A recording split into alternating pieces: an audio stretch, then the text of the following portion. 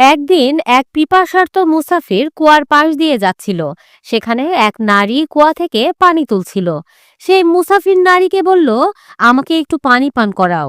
তখন সেই নারী মুসাফিরকে পানি পান করালো।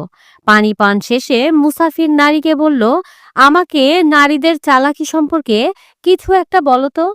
হঠাৎ করে ওই নারী জোরে জোরে চিৎকার করতে লাগলো, আমাকে বাঁচাও, আমাকে বাঁচাও।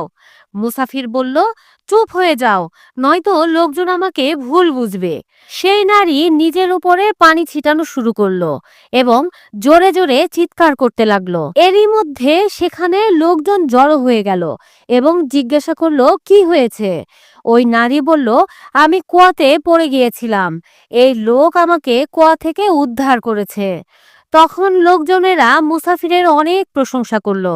নারী তখন মুসাফিরের কানে কানে বলল, যদি তুমি মেয়েদেরকে কষ্ট দাও তাহলে তারা তোমার সুখ শান্তি সবকিছু কেড়ে নেবে, আর যদি তুমি তোমার নারীকে সুখে রাখো তাহলে সে তোমাকে মৃত্যুর দোয়ার থেকেও বাঁচিয়ে আনবে।